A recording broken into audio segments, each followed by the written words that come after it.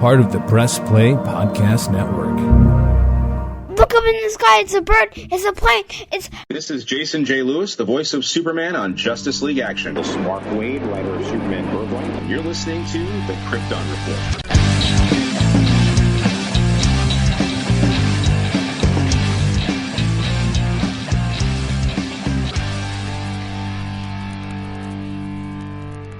And we're back, that's right. The Krypton Report, that's us. It's been a little bit. Happy December. I'm your host, Tyler, the Superman of Blue, the Man of Tomorrow. This is the Krypton Report, your all Superman DC podcast. And with me, if you haven't met, is the only man who can make a snowball bounce, Mr. James Cole. What's up, buddy? Yeah, it's tricky. It's tricky. But Today's episode is going to be a little bit different. So we're going to have some fun. We got a cool thing planned out here. But first, we're going to talk about some news. I have compiled a list, but as of now, December 1st, there is a crap ton of DC films on Netflix. They just dropped it. Basically almost their entire catalog, it feels like. So currently on Netflix, we have Man of Steel, Batman v Superman, Wonder Woman 84, Shazam, Birds of Prey, The Suicide Squad, Shazam Fury of the Gods, and The Batman.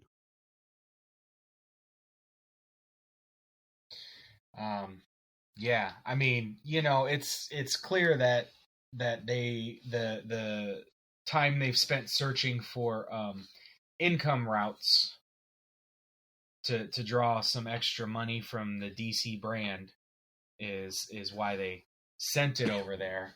And I'm sure Netflix was willing to pay, especially how popular Snyder is over there. Oh yeah. Yeah. I mean, that's what we're seeing. I mean, the CCXP stuff, like Rebel Moon stole the show. Of course it did. I saw Ray Fisher come out on stage, and he was having a great time. And I don't know Portuguese, but they were chanting "Ciborgue," and I can only imagine what that might be. You think it's something loud chanting? You think it's good? I'm sure. Oh, I'm sure they were chanting Cyborg. Chanting Cyborg. Yeah. Yes, that thing. Yeah. Yes, that thing. So it was really cool. So I mean, I'm sure that helped with getting a couple of his movies over there too. He's gonna be that actor. I'm really big in Portugal. Which, well, that's in Brazil, but they speak Portuguese. You know what I was? Man, James undercut the joke. But yes, I'm sorry. Yes, I'm really big in Brazil. Like how the Brian Setzer Orchestra is really big in Japan. But I heard that over there that Man of Steel has the most thumbs up of anything on Netflix. That's awesome. And yeah, and that Suicide Squad is one of the top watched DC movies. Yeah. Not the Suicide Squad. Suicide Squad. Okay, so I'm logging into my Netflix right now as we're talking. Happy December, James. Happy December, Tyler. All right. 'Tis the season. To be judged. I'm looking at the top 10 movies in the U.S. today. Number 5 is Suicide Squad. Ooh, it was number 6 earlier. Oh, sorry. And we forgot one. Number 8 is Black Adam. So Black Adam is also on Netflix. And then number 10 is The Suicide Squad. So, yeah. I miss the old style of rating. I don't like just the thumbs up, thumbs down. I think it's too generic. Because most of the stuff I watch is more of a thumbs up, So I like a little bit more. Yeah. Well, so now they have, at least over there, they have 3 ratings. They have thumbs down, thumbs up, and 2 thumbs up. So, at least it's like if you love it, you can give 2 thumbs up. If you like it, you can give it 1 thumb up. And if you don't, you can give it thumbs down, because I'm the same way. Most things I tend to watch, I tend to at least like and enjoy, Mm-hmm. So most things would get a single thumbs up from me. But Man of Steel, that's a double thumbs up. That's why, I like the IMDb rating scales. Speaking of Suicide Squad, we got a trailer for the Suicide Squad anime. You see this? Yes, I did. Did you watch the trailer? I did. Cool. Tell me about it, because I didn't. Silence. I saw images. Honestly, I forgot to watch it. I mean, it's no big deal. Like, everyone knows I'm not a huge anime fan, but we saw Peacemaker, King Shark, Harley, Deadshot, some pictures of Clayface. I even forgot they were doing this, to be honest with you. Yeah. So it's Suicide Squad. Isaka. I'm sorry if I'm butchering a Japanese word. But it stands for like other world. So it's like the Suicide Squad. They go to like this Japanese fantasy world, which is another world, and it's got like different kinds of creatures, beings, sentient, like dragons and people, like warthog people and different things. So and something that looks like ogre-esque. So it's gonna literally be like the Suicide Squad in a different universe. All right. Very anime style. Sounds fun. So my kids like the anime. I liked anime growing up, and they both really are into anime. So, like Belle's one of Belle's favorite movies right now is the Catwoman Hunted. I got to get through that. It's a good movie. It is a good movie. It just takes I mean, if you're not interested in anime, it's actually really quality anime. It's not just a generic anime. I don't want to say generic but in the same styles of multiple episodes of things like Avatar: The Last Airbender, Dragon Ball, Naruto, like Bleach, and people will understand a lot of the similarities and the fact that they have like dozens and dozens upon dozens upon dozens of episodes, if not hundreds of episodes.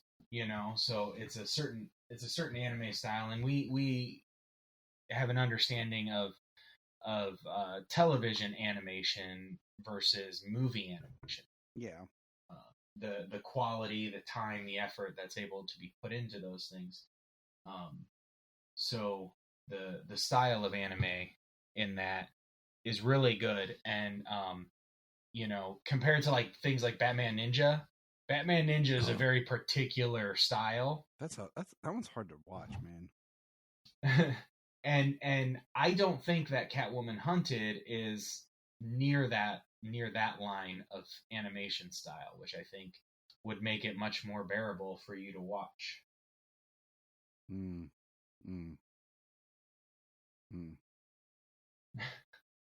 mean, you watch a lot of cartoons anyways. This one's just leaning a little anime style, you know what I mean? But it's not. Yep. It's really not full on anime like this Suicide Squad movie is going to be. But the quality of this animation looks really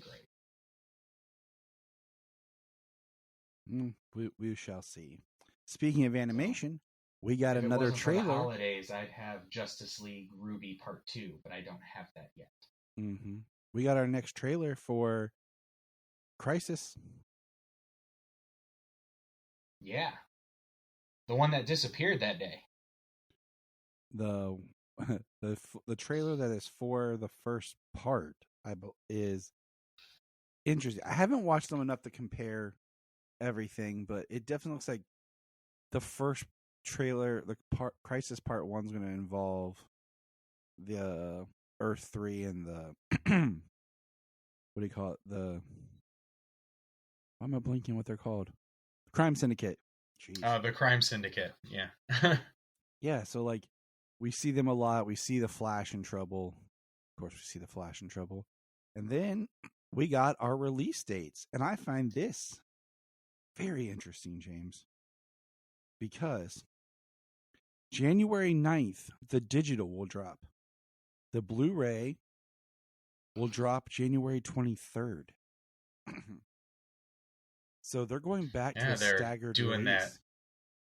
Yeah, I think they're going to try and push that digital again, you know? And I hate it because it makes me want to double dip. Yeah, well, I mean, if you get it, I'll watch it. Well, yeah, of course. I'll be waiting for the... Yeah, of course, yeah. That's what you guys always do. Tyler bought it. We'll watch it. But I will wait until the physical release. I'm definitely going to buy it. Get it. I already pre-ordered the physical from Amazon. Usually I'll probably just go buy it at Walmart, but I do it just because in case I forget or get busy, it'll, ship and come.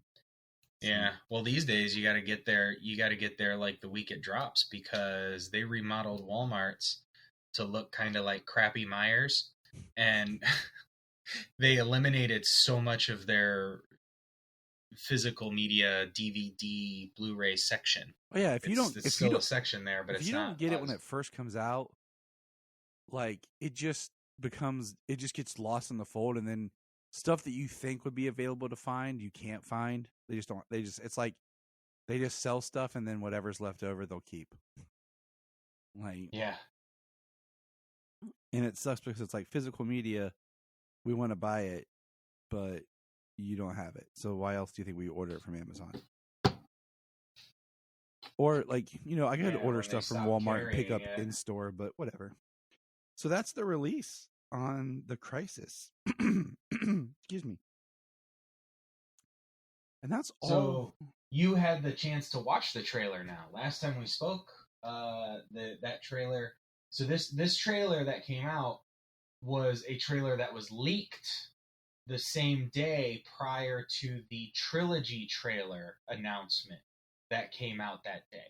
Because that was the only one that was officially released. But now they released Part 1 trailer. Yep. So what did you think of the Part 1 trailer as opposed to the trilogy trailer?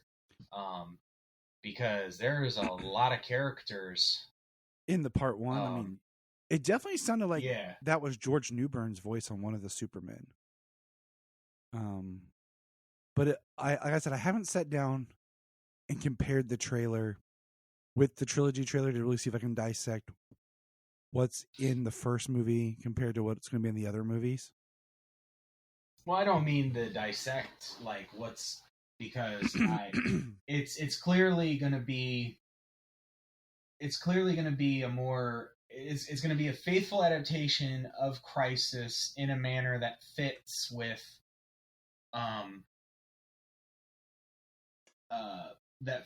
what they've been doing in their animated universe. Yeah. So, but as a 3-part, and just kind of from the look of the monitor, and there being multiple versions of these characters from different Earths, like and the antimatter wave and everything, they're doing a fairly faithful adaptation. We'll see how many beats they actually tend to want to hit, because the Crime Syndicate, I believe, if I remember correctly, had a small part in an early chunk of Crisis, but like I said, it was a small part. I mean, it's been what 3-4 years since we read that. Like we looked at it back when they did the Crisis stuff on TV. Yeah, it's been a few years. So I'm game for it. Like one trailer, I feel like I don't know where Flash is. What happened to Flash? Like, will he make it through the first Crisis and die in part 2? I don't know. Right. Like, yeah, I'm interested to see how faithful they go with it. Because if they're doing Crisis, clearly the next bit of animation is going to be something different. If it's not folded into the DCU. I think it's going to get folded into the DCU. I think that's kind of why they're doing Crisis. But at the same time, they would have had a plan. The animation division has been different. It has been, but they're supposed to be the synergy, but supposedly Elseworlds as well. So I don't know, because I feel like we've talked about this. I mean, think how long it was, what, 10 years that the last connected animated verse was, because Justice. When it kicked off, yeah, it was around 12 or. It was like 13, 8 years. 12. It was. I want to say it was 13. It had to be 13 or early 14. We just did all these reviews. We can't keep shit straight. I think it was the end of 13 with Justice League War and Flashpoint Paradox. Yeah, remembering every single release date is pushing it a little bit. So, and then it ended in 2020, right? Yeah, I believe so. Yeah, it ended in 2020. So, I mean, it's a good 7 years of multiple layered films. And then, the Tomorrowverse started in what, 2021? Sounds right with Man of Tomorrow. Yeah. I think it came out early 2021. Let me, excuse me, double check. I'm a little slow today. But there was a lot of characters in the Monitor ship. No, it came out. It started in 2020. Started in 2020. Oh, okay. So it started the same year the other one ended.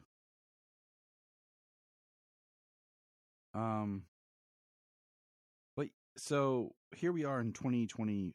We'll say 2024. We're ending it. So it had 4 years with 1 to maybe 2 movies a year, and we've only had Superman, Man of Tomorrow, the Justice Society, yeah.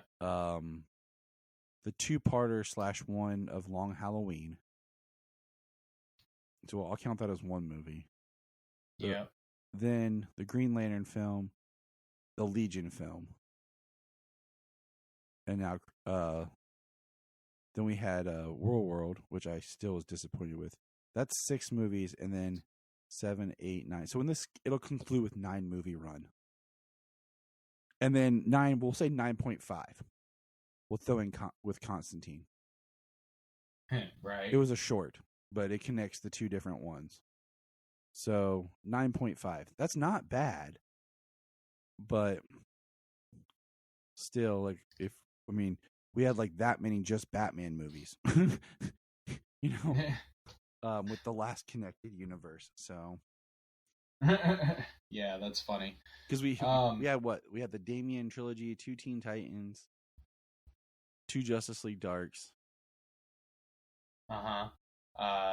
Justice League War, Justice League Throne of Atlantis, Justice League versus the Teen Titans, the 2 deaths of Superman, or the 1 death, depending if you want to look at it. Yeah, the death and return of Superman, the Suicide Squad. I was gonna say, if I could Constantine. see my shelf from here, I could read them off. I'm just trying to go all by memory. So I mean, yep. That's it's a good chunk of movies.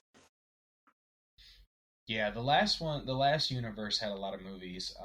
This one really went by quick. I mean, there's a lot of things we talked about a lot of things being done off screen, progressing time off screen, which they did great with Young Justice, but they did horribly with the Tomorrowverse. Yeah, they just made it jump. Like, I mean, even like characters who got introduced in the last continuity that we didn't really get to see, but the Tomorrowverse was just like bloop, bloop. So it is what it is. You know what I'm saying? Yeah. But okay. So today we're going to do something different. We're going to talk about Superman, yes, but we are going to talk about songs.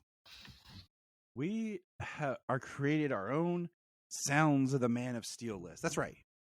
So I scoured the internet and looked up songs about Superman. Now, I compiled a list of about 21 songs. Now, there might be some more that you might think beyond this list. I get it. There's a couple that had that the song was named Superman, but I had my criteria, and my criteria was the song had to reflect the character, make references to the character, and feel it was kind of about the character or the spirit of the character, not just use the term Superman or have the term Superman in the song. Like, the Eminem Rihanna song says, I have my cape to the wind, I'm Superman, you're Lois Lane. That doesn't count. The song Holding Out for a Hero makes the reference. It's going to take a Superman to sweep me off my feet. Those don't count. Didn't count those. One thing that a lot of you might not know on this podcast, because I don't talk about it, I am a musician. I was in a band for a while. The theme music that we have for the podcast is one of my old bands playing. I'm the bass player. I do love music. I have a very interesting history and past with music and the music industry in itself. I don't talk about that much. I only talk about it and tell the story to close friends. So it's sometimes music can be hard to discuss, but I do, especially pop music in a sense, or just like not orchestra music. But I thought this would be fun. It's a different kind of homework. So what we did was, instead of ranking all these songs, we took all these songs, listened to them, and then made our top 10. So what you're going to hear is James. I don't know if it's exactly in top 10 order, but I do have a top 10. So you'll listen to James and I give our top 10, and we'll kind of talk about why and what that song represents, what was about it, and we'll go from there. So in the show notes, you'll find the link to the document in my Google Drive that has the song title and the YouTube link, so you can hear the songs yourself. Most of them I knew. There's some that I discovered for the first time, and it was kind of interesting. There's one especially, and I'll talk about it. And without further ado, we're going to get funky and rock out to some Superman songs. So, starting with number 10, Superman Red, Mr. James Cole. What do you have? Oh, number 10. 10-1, bro. Yeah. You're right. Like I said, it's not in any particular order, but it is in a descending order. So, I went with Keith Urban's Superman. Oh, okay. We're going to clap just for fun, but okay, why? What? More of just catchy tune, enjoyable song.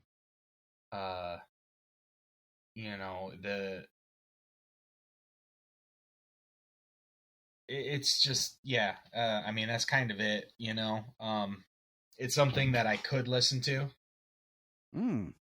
That if I heard, I wouldn't just like have to change it or anything. I find it fascinating. There were some songs on the list where I was like about halfway, 3/4 through, and I was like, okay, well, I'm done with that. Yep, I know. There are. I agree with you, but that But they're different versions of music, and I don't have anything against it. I gave it a listen. There's, like I said, there's a couple on here that I was like, where did this song come from? My number 10 is Superman by Goldfinger, or the acoustic cover by Mike Herrera. Now, I'm a big MXPX fan. I got to meet them a couple of times. And this song was cool, like the original Goldfinger. Goldfinger was a punk rock ska band. Was cool, but when Mike Herrera did it acoustically, it just hit a much harder like feeling for me. The song says, "Here I am, doing all I can to be a Superman," and I feel like the song really talks about just like self-reflection of like this one borderlines where is it about the character or about the idea of a Superman, but I feel like it can be introspective of like even if you are Superman, looking at yourself like, am I Superman, and how I'm trying to be Superman. So that's my number 10. James Cole, your number 9. I went with Crash Test Dummies. Had you ever heard this song before? So I had not. So there's a lot of songs on this list that are just called Superman. Yes, there are.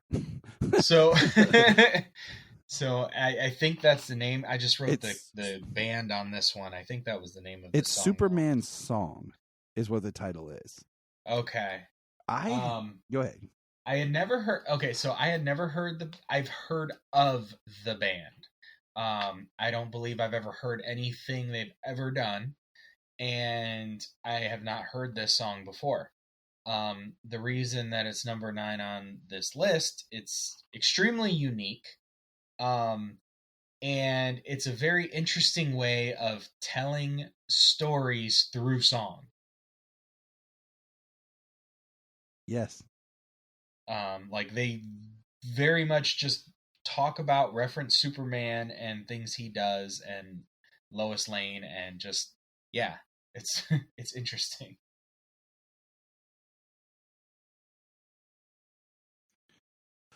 I'm not ready to talk about this song yet. Okay. But to touch on the Crash Test Dummies, the only thing I had ever heard from them was the it's like a whole chorus where he just hums, and it was on one of those like VH1 like top 90 songs of the 90s or something.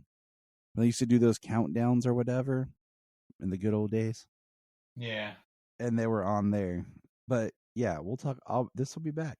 My number 9 I picked because it's one of Jania's favorites, and she likes to listen to it because it like always made her feel strong. And this was before we were even together. Is I'm Supergirl by Crystal Harris. And it's one of those songs that Sayla really likes, and it's funny because Crystal Harris is like barely done anything musically, and for the longest time some people put this online thinking it was Pink in an early, because Crystal Harris was kind of like a Pink wannabe. But that is my number 9, is just kind of, I felt like it was really cool. And then after that was a good one. Before I'm gonna throw out before we do our number 1, we'll throw in some couple honorable mentions. But what's your number 8?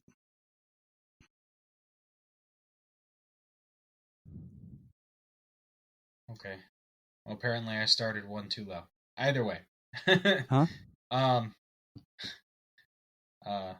I said I think I started with my number 11. But right here I got Charlie Puth, One Call Away. Nice. Very good song. I enjoy his melody, his voice. The songs are very easy to listen to.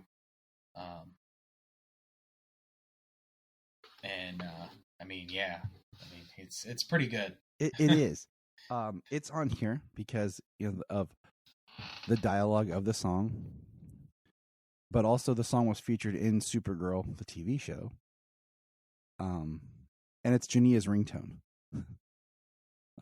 when she calls me.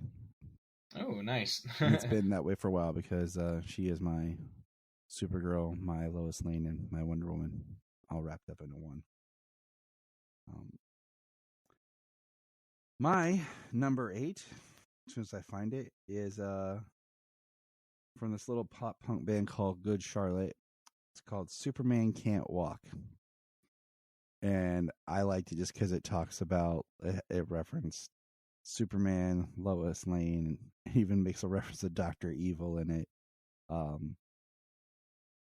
it talks about just like kind of being Superman and kind of being like just crippled by something. And it was my number 8. Number 7, James. Cool.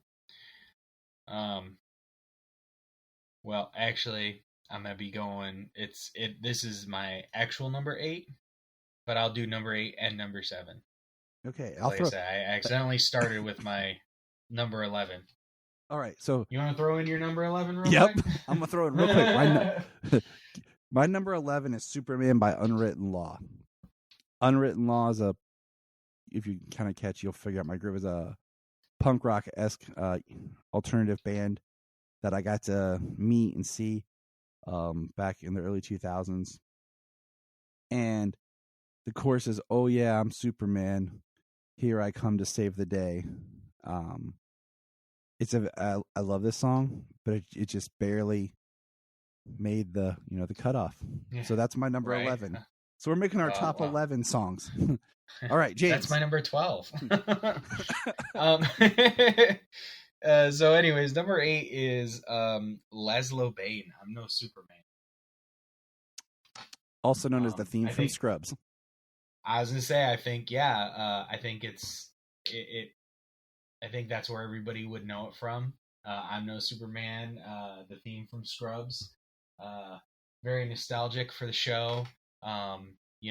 Just the theme song pulled me in to watch the show from the very beginning. You heard Superman, was like, what? And so I watched it, and great show with a great song, title song, and yeah. All right, what's your number 7? My number 7 is Tom MacDonald's Superman. I'm just listening to this. I just discovered this song on a whim. Like it's brand, like it came out like a day. I found it a day after it came out. It kind of like like stuff that I had looked up on like Apple Music and stuff. Like it's part of my. It just popped up, and I was like, "Oh, I'm gonna add this to the list." And ironically, it's my number 12. Oh, really? Yeah. Nice. It's actually a really good song. He's an interesting musician. Yeah. I don't know if you've heard any other of his songs. When I showed Jania, she's like, "Isn't he like a big rapper or something?" I'm like, "I don't know." And then we looked him up, and yeah. So he is a rapper. He definitely looks like some kind of punk guy or whatever. Tattoos, like he's tattooed on his face, his head, like he's full body covered. He usually does rap songs and things. The interesting thing about his music is he's very extremely socially conscious about the music. Really, like attacking the system on how it puts people down. Mm-hmm. Among a lot of other things, racism, all kinds of stuff. He is a musician who is not afraid to touch on issues, which is why I have enjoyed a lot of his music. But then I listened to this, which I had not heard before. It literally only came out 3 weeks ago. Exactly. Apparently. See? So exactly. That's what I'm saying. It was the day after it dropped on Apple Music that I found. Yeah, you just found it just before you made this list. But yeah, really good song, and the fact that he plays it acoustically. Right. And this is a song I wish I had like spent more time listening to and like took some lyrics from, but he definitely sings about like Superman coming to save the day. He's playing in front of a missile, and he's singing about like Superman disarming and saving the world, kind of a thing. Yeah, and I'll make a comment about his song again later, because there's two songs on here that I kind of wish were blended together. We'll talk about that later. All right, my number 7 is Superman by REM / The Click, because I didn't realize that the REM version was technically a cover. And this song I had heard and knew, but had forgotten about. And it's the one that's like, I am Superman. But yeah. The Tom McDonald one was like I said, it was my number 12. It was close. I liked the message, but it was really close. All right. Now we're officially on the same page. Number 6. Mr. Cole. Number 6 is Remy Zero, Save Me. And if anyone's like, that doesn't even talk about Superman. You cannot disassociate that song with Smallville. Like, it doesn't say Superman in it, but it is a Superman song. Okay? It's my podcast. Fight me. I mean, any song that is a full-on like musical song, like we're talking about, music playing, lyrics, it was written, it's played before Smallville. It is a Superman song. I mean, this song still, like, when we get to the chorus, like, it still gives me chills and makes me want to just like stand up and like, hold yourself higher. Like, yeah.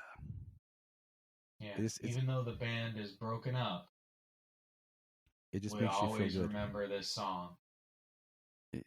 You never, if you're a band, never sell your song to be a theme song for a show, because that'll be your one hit and only hit. You'll live off royalties from that forever if it's a hit show, like the Rembrandts. The Rembrandts. I'm guessing Remy Zero maybe still. But if you're already an established band and you've been doing it, and then you sell a song, that's different. But I'm just saying. All right, my number 6. Spin Doctors, Jimmy Olsen's Blues, from the album Pocket Full of Kryptonite. This is just a fun, interesting song because it's about Jimmy Olsen interacting with Superman and Lois Lane and having a thing for Lois Lane. And I just like the saying, pocket full of kryptonite. Mm-hmm. Like, I got a pocket full of kryptonite. It's a fun song. Like, I always love the album title. And, of course, this is the Spin Doctors album that has 2 Princes on it. The song everyone knows them for. And then I saw this. Like, this is one I've known about, but I saw it years ago. Like, Jimmy Olsen's Blues. Well, by golly, what is that? And I listened to it, and I'm like, oh, this is cool. So I highly recommend anyone just check out these songs and sample it. It's a fun list. All right. It sounds exactly like I'm pretty sure I've heard this song before. Unless they have another song that sounds exactly like this. I know this song. I like this song, and I've almost always known of this song for mostly as long as I can remember. So we're getting into our top 5, and I'm really curious of what they're going to be. Like, I'm betting they're probably similar. Well, but the thing is, you've already named some of mine that are on the top 5. I think really our top 3 is where we're going to duke it out, but yet, but maybe not. I'm kind of interested what our number 1s are going to be. So, all right, but here we go. Number 5, Red. Our Lady Peace, Superman's Dead. Mm-hmm. Also, just another one of those songs that,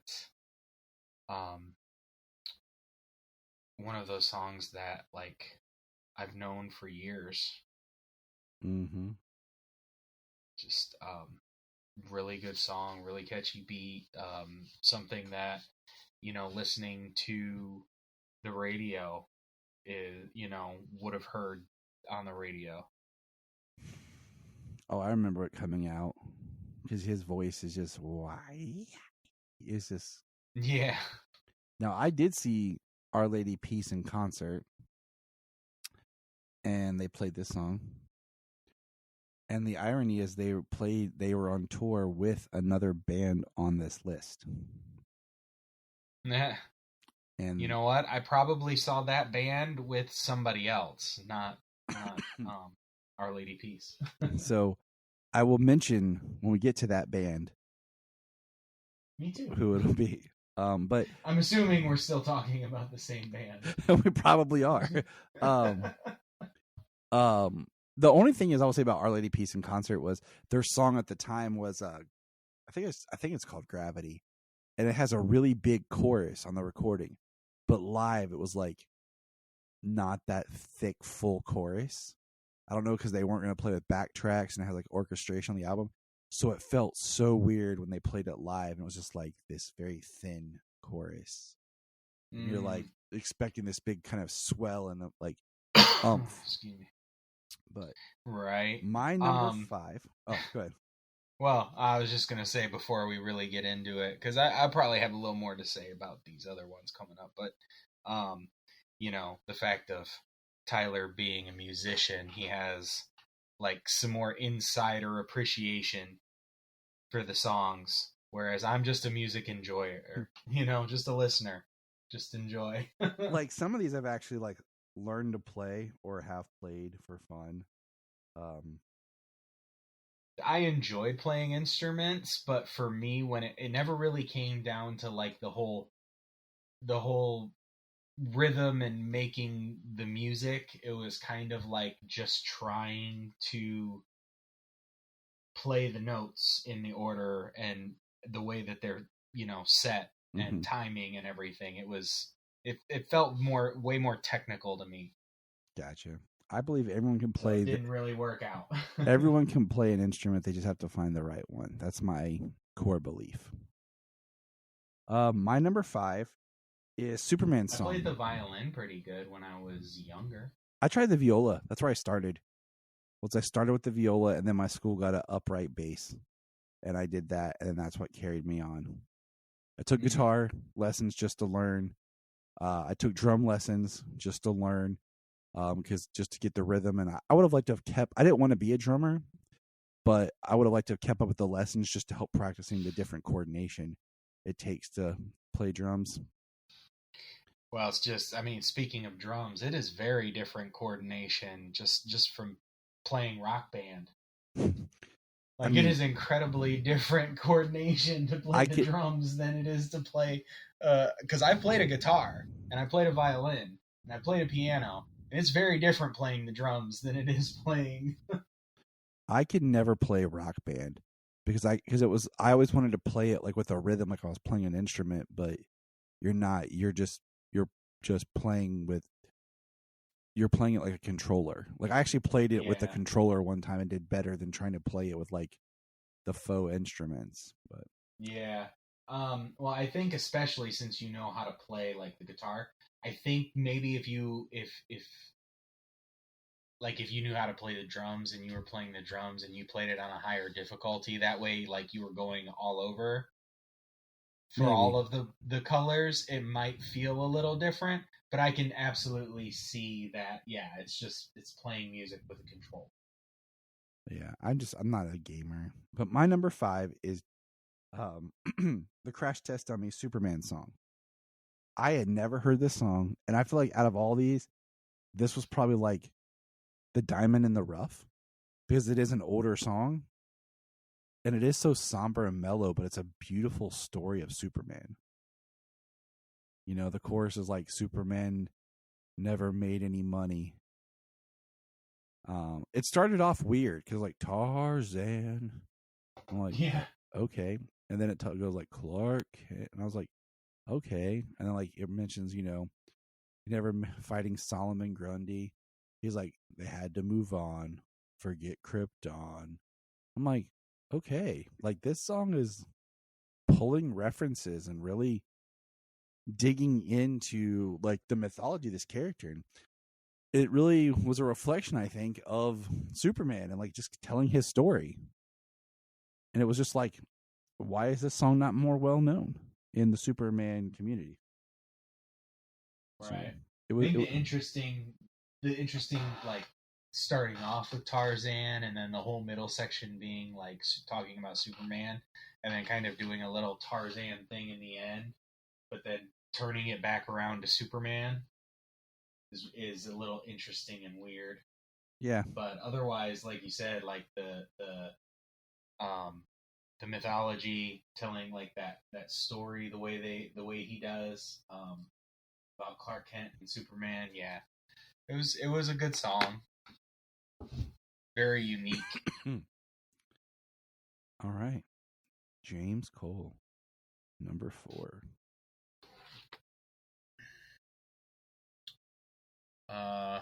My number 4 is Spin Doctors. Nice. And since it wasn't so far off, I kind of just went in and talked about it then because it wasn't that far off. And I don't have a whole lot more to say. Just a song that I enjoy. Song that, turn it on. That I would put on like a Superman Spotify playlist. Oh, yeah. Of all just Superman songs. All right. My number 4 is a song that I often reference, and I reference the song about James. Is Waiting for Superman by Chris Daughtry. I come to really like this song more. Like, I think I heard it once before, but then like last year when I visited James, it was on. And I've come to appreciate it more, and I've listened to like acoustic versions that Daughtry has done live. Solomon Sailor really liked this song. Solomon especially.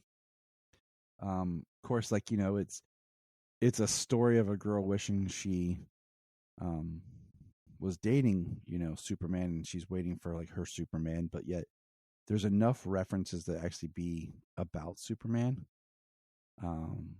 And earlier I mentioned, like, I love the structure and the way that Daughtry does this song. But if I could mix 2 songs together, it would be Tom McDonald's and Daughtry. Like, I would love to hear like a song like Waiting for Superman, but be about the context that the Tom McDonald song is. About the world needing Superman and waiting for Superman to save us, and like that whole like social like of needing the savior and stuff. Because I love the dynamics that Daughtry does in his song, like how it just keeps building. It stops, it starts on acoustic, slow build, and then when we get to like the second chorus, it's like just like really like doom, doom, like driving, and I love the dynamics of it. But it is just kind of about a girl wanting a good relationship and waiting for her, super, instead of like her knight in shining armor or holding out for her hero, she's waiting for her Superman, waiting for Superman. But yeah, that's my number 4, the James Cole theme. All right, here we go. Top 3. Number 3, James. Number 3 is 3 Doors Down, Kryptonite. What's that song, James? What's that song? Yeah. What is that one? Well, this is the band that I've seen them twice. They played the arena here, and they played with Shinedown. So actually 2 different tours, and they were on the same band, just different openers. My number 3 is also 3 Doors Down. So we can just talk openly about this one. I was gonna say this is the one we were both referencing. Yes, I saw it was Seether, Our Lady Peace, and I think Shinedown was supposed to be on that tour, but had to cancel because they weren't there. So it was just Seether, Our Lady Peace, and Three Doors Down. So I don't remember Seether on the tour. I do remember Three Doors Down and Shinedown. I saw Shinedown later with Seether and Hailstorm before Hailstorm actually was known and actually had their album. Oh, interesting. It was that a great like concert. A good show. Oh, it was. Yeah. Shinedown is amazing live. And it was when they're really good. It was the first time they had done their Simple Man, but done it as a full band. They hadn't released a recording of it yet. They just had the recording out of like the acoustic version. Oh my God. Just hearing the whole band do that was amazing. Heck, this was when they came out. Simple Man and 45, before their next album even had come out. We probably saw the same tour, but like sometimes, because I saw them in Columbus, and right, sometimes they came to Toledo here. Sometimes bands will go on tour and like they'll have like a band or two that'll come for a while then leave. But Kryptonite, it's in the title, but the chorus is, "Would you still call me Superman?" And it is kind of like, you can look at it, the character in a sense, talking and singing, almost like he's singing to Lois, like, what happens if I lose it? Would you call me Superman? It's a great song. I mean, it's one of those songs that got played everywhere, but you go back to it and you see where just that opening guitar riff. And I mean, the video is crazy about an old, retired superhero running around. But it is a really good song. Yeah. It is. It's one of those songs that's like really simple to play that gets monotonous. Like if you're the bass player, because you're just playing the whole thing the whole time. But it is a.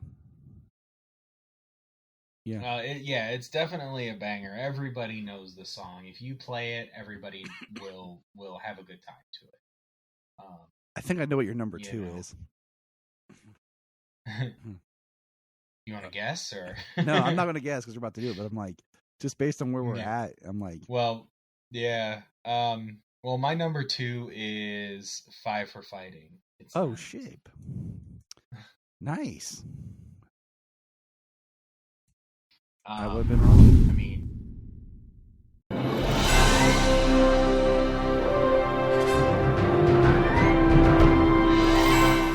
what's up, everybody? Chase Smith here from the Chase Smith Podcast and Cavs on the Break NBA Podcast. And I'm JD, host of the Hyman Podcast, part of the Press Play Podcast Network, and we are super excited to bring you a brand new show starting next Tuesday, the Fanfare Podcast. The Fanfare Podcast is all about your favorite movies and our favorite movies and the best moments in cinema.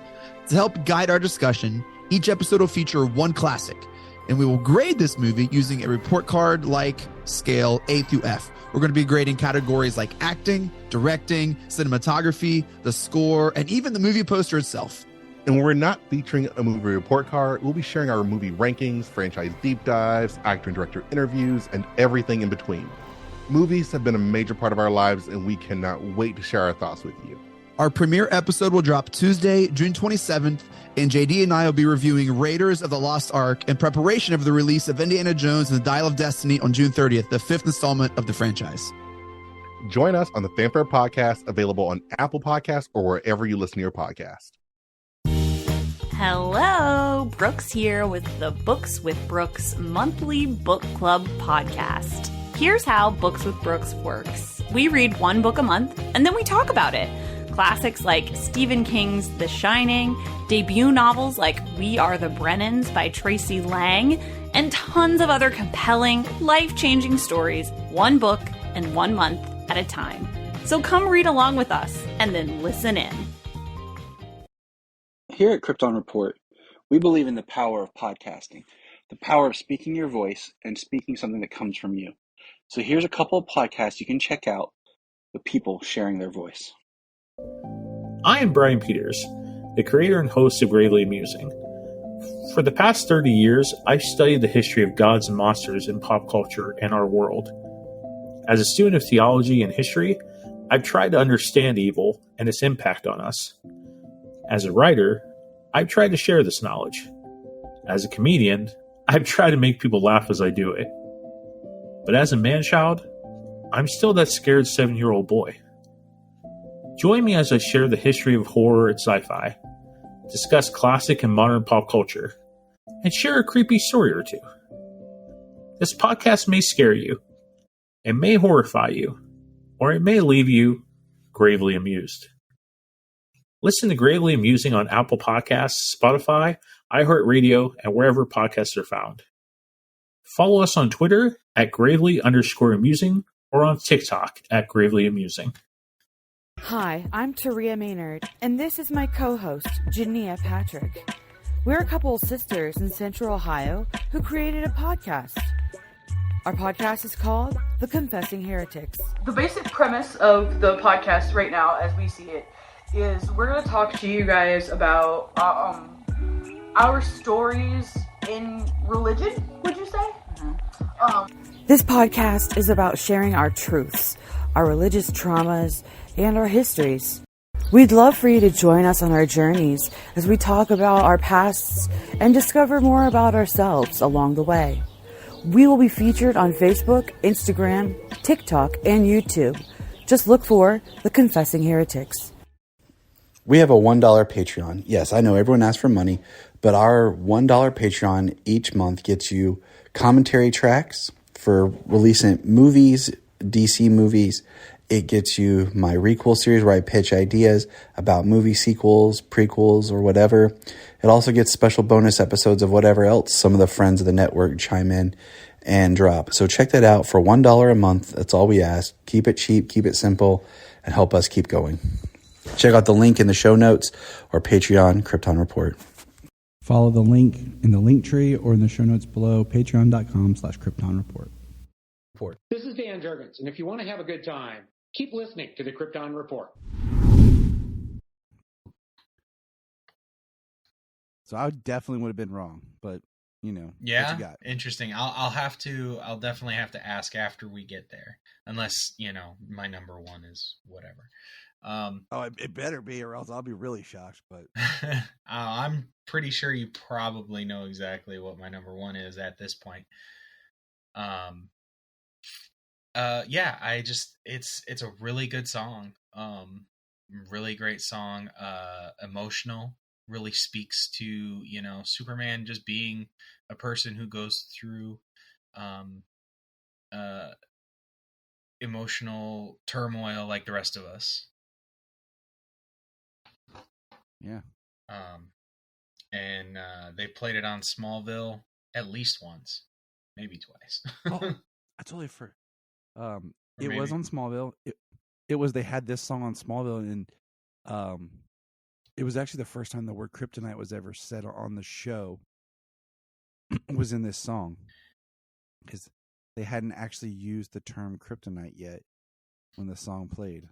Yeah, because it was definitely a moment with Lana, and I'm thinking it was the drive-in moment. Maybe that was another song, but I'm thinking that's when it was with Lana, when he put on a drive-in on the side of the barn for the two of them to watch cartoons and eat popcorn. Yeah, I'm thinking that's the first time it was in there, or the time because it was very early on. Well, speaking of Smallville, my number 2 is Remy Zero, Save Me.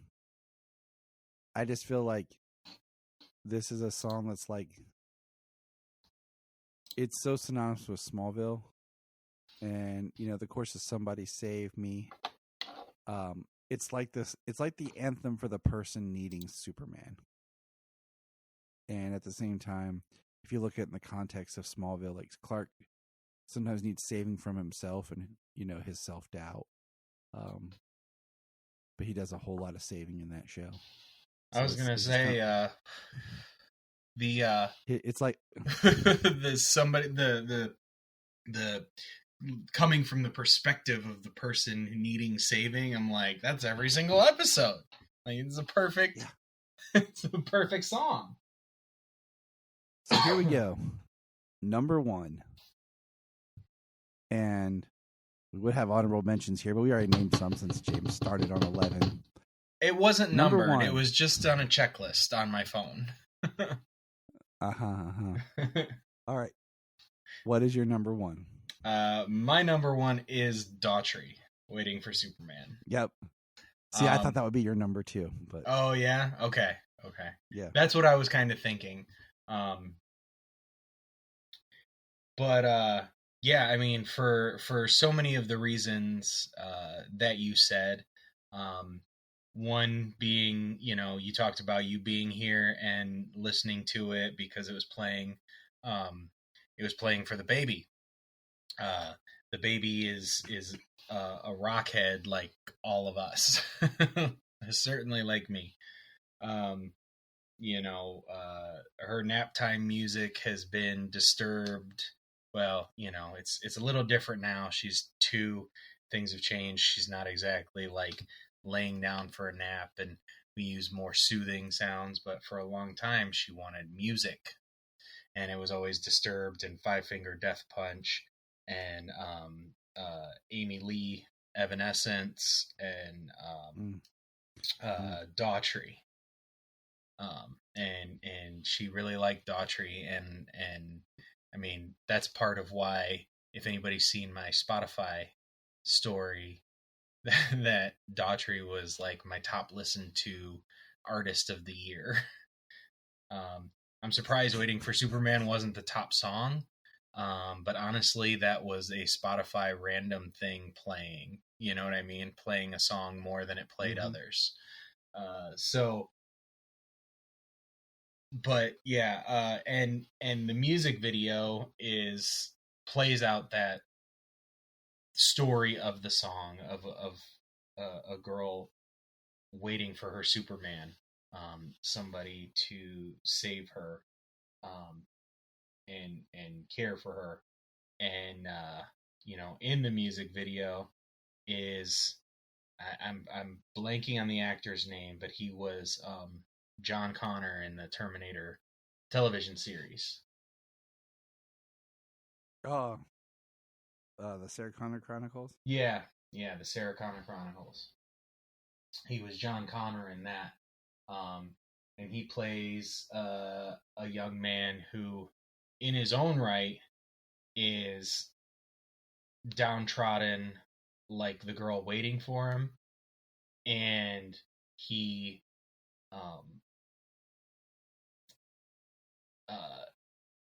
he's getting into trouble and getting kicked out of places and like being chased by the cops and being like beaten up and stuff, and he ends up like going and helping her in a situation, and they kind of walk off together. So I enjoy the video playing out the story very well. So just the correlation, the song, it's very enjoyable for me. And I think you sent me a link to an acoustic, and I really like that as well. I like a lot of acoustic versions of a lot of different songs as well. Yep. That is kind of a very one of my favorite things to listen to when I'm listening to music is like acoustic sets and stuff. It's so interesting, acoustic songs. You can hear like when it's really good, and then I hear some that I'm like, that is not that great. Right, like Nirvana's Unplugged acoustic set. Freaking many years ago now? How many decades ago now?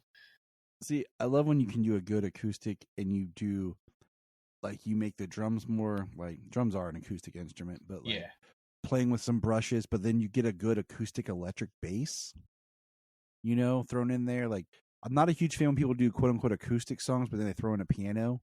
But like a rock, like back to Unwritten Law did a whole album. It was like a greatest hits album, so it was all acoustic. It was called Music from the High Place or something like that. And just the arrangements, they all used acoustic guitars, like the acoustic bass. It just really kept the feel of the song, but in an acoustic way, and it was really, really good. Oh yeah, all right.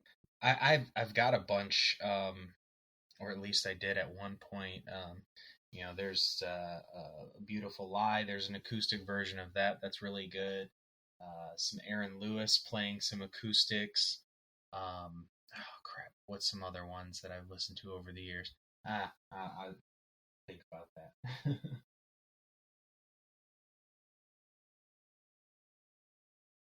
So, all right, my number one is It's Not Easy, Five for Fighting. I think this is a beautiful song. It's emotional. It gets me, the imagery of the song. It's fun to play. Like the chords are very simple to play. It's actually it's a chord arrangement that's not that unheard of. But it's the way you play it that puts the emotion. And I think it is a very reflective song is the character, especially I think of the time when it came out, because Smallville was just starting. It's very much a theme for that character. There's like a beautiful edit on YouTube where someone took clips from all kinds of different Superman properties to the song, and it just makes the feeling of the song and the story of the song and it's even visceral in its description of things like the home I'll never see. Yeah. I'm just a man in a silly red sheet, just a man looking for a dream. Like it is so much to the character, but just how a lot of people can see themselves. Like it's not easy to be me. Like, there are people who have difficult jobs and difficult lives, and we can all kind of be our own Superman and just the good that we do. And I think it's a song that you can kind of carry with you and make it a companion to you. But yeah, that's my number one. Well, great stuff. Yeah, there's no wrong answers. Oh no. And like I said, besides your top 3, 4, 5, maybe, like the rest of them could rotate. It was good. We didn't have all the same stuff. No. We had a couple differents out there, and I enjoyed that. I didn't think we were gonna have Superman Lover on here. Yeah. The one by the Brothers 4 or the Stereophonics, that's my number 20. That was garbage. Yeah. But I was curious of what would show up, and I do think it's funny. The only one we had the same was number 3, and it was Kryptonite. But everyone, check out the show note links in the bottom. Make your own list. Make your own top 10 or make your own. I think top 10 is fun because I thought James and I would have a very much similar top 5 or even the top 3, and we proved to just have the same 3. Number 3, that is. So it really can vary on what your opinions are.